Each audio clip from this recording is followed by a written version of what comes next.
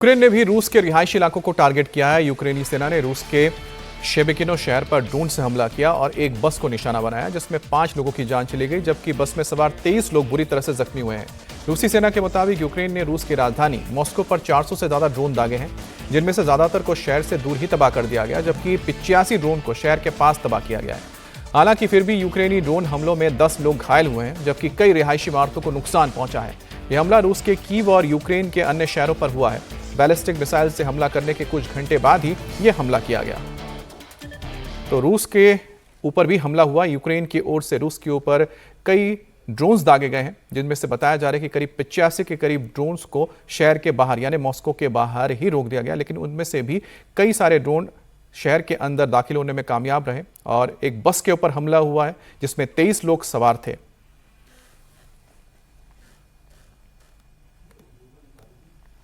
America और Iran के बीच जंग लगातार तेज होती जा रही है। आज जंग का 10वां दिन है और दोनों ओर से लगातार अटैक किए जा रहे हैं।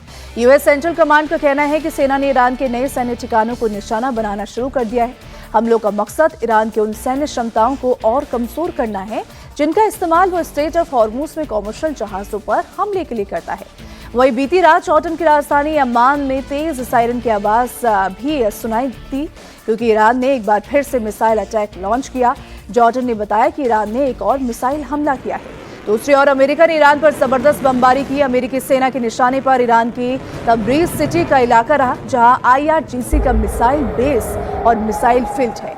अमेरिकी विमानों ने इसी मिसाइल फील्ड पर भीषण बमबारी की।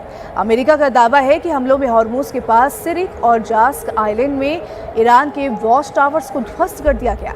अमेरिकी प्रेसिडेंट ने कहा कि ईरान के हमलों में अमेरिका के 3 सैनिक शहीद हुए हैं। अब अमेरिका ईरान को बिल्कुल भी नहीं छोड़ने वाला।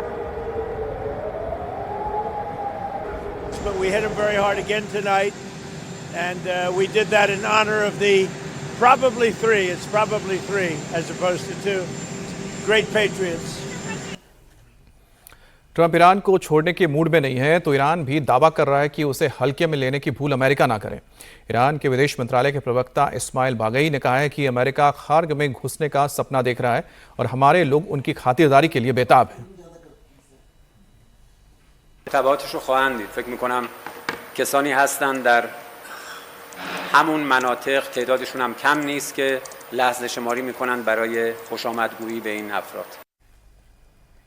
भीषण जंग के बीच इजरायली प्रधानमंत्री बेंजामिन नेतन्याहू को लेकर राष्ट्रपति ट्रंप का बड़ा बयान सामने आया है। राष्ट्रपति ट्रंप ने कहा कि अमेरिका में रहने के दौरान बेंजामिन नेतन्याहू को गिरफ्तार नहीं किया जाएगा, क्योंकि वो इस्लामिक रिपब्लिक ऑफ ईरान के खिलाफ लड़ रहे हैं, जिसमें हाल ही में 52,000 बेगुनाह प्रदर्शनकारियों को मार डाला और पिछले 47 सालों से अमेरिकी सैनिकों और अन्य लोगों की हत्या कर रहा है।